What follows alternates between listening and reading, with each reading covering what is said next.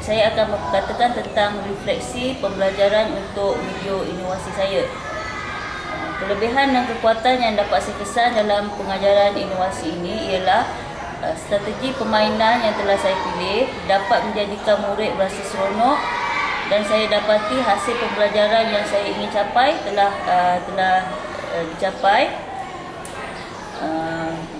dengan menerapkan keempat bidang muzik, iaitu nyanyian, teori, perkusi dan juga rekorder yang dijalankan secara berkumpulan, telah dapat memupuk keyakinan murid, dan selain dari memberikan ruang kepada murid terlibat aktif dalam sesi pengajaran dan juga pembelajaran.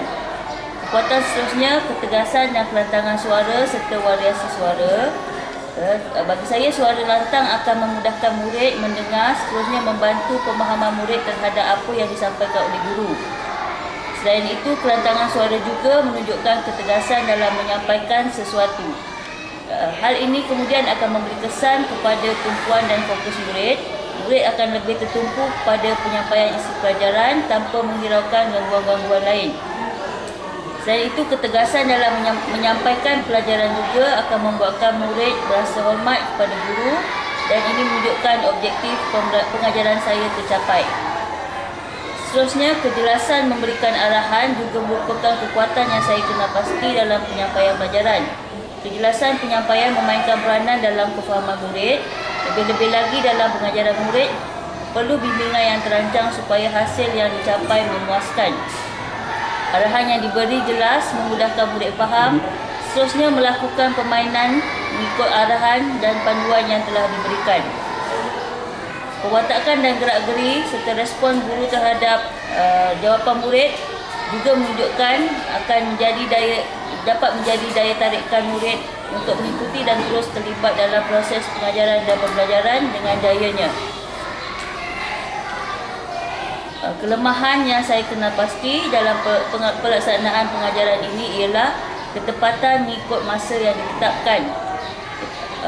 Bagi saya, ketepatan masa penting bagi memastikan proses pengajaran dan pembelajaran berjalan dengan baik dan lancar. Berdasarkan perbandingan masa pengajaran yang telah dijalankan dengan rancangan pengajaran harian yang telah dibuat, didapati masa yang digunakan untuk menjalankan suatu langkah pengajaran tidak seiring.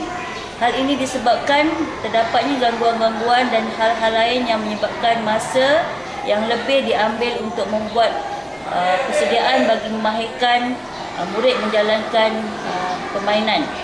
Bagaimanapun, masa keseluruhan pengajaran tidak terjejas. Antara kelemahan lain ialah masalah dalam pemantauan kelas. Guru dapati hanya berada di hadapan kelas sahaja tanpa memantau aktiviti murid di setiap penjuru kelas. Guru seharusnya berjalan dan memantau setiap aktiviti murid. Melalui cara itu, guru dapat mengawal keadaan suasana kelas dengan lebih baik. Proses penilaian pencapaian objektif pembelajaran agak tidak jelas, terutamanya bagi menilai sama ada murid mahir atau tidak alat muzik yang dimainkan secara berkumpulan. Ini disebabkan oleh hasil pembelajaran dilihat secara keseluruhan dalam permainan alat dalam kumpulan yang besar. Sebagai langkah mengatasi setiap kelemahan dan kekurangan yang dikesan, memerlukan penambahbaikan bagi meningkatkan kualiti pengajaran pada masa akan datang. Berdasarkan kelemahan dan kekurangan dalam pengajaran ini, penambahbaikan yang perlu saya lakukan ialah ketepatan penggunaan masa, penyampaian pelajaran serta pemantauan murid di dalam kelas. Guru perlu menepati ketepatan masa seperti yang ditentukan dalam RPH. Ketetapan masa perlu diikut bagi melancarkan proses pengajaran dan pembelajaran. Hal ini juga akan memudahkan guru menyelesaikan setiap bahagian penyampaian pengajaran dari permulaan sesi pengajaran hingga tamat.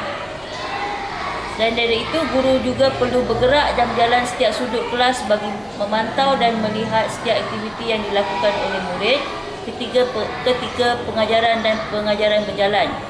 Kaedah ini sangat membantu guru dalam mengawal murid di dalam kelas, sama ada mengawal langkah laku murid atau membantu ketidakfahaman murid terhadap pelajaran dengan serta-merta. Sekian, terima kasih.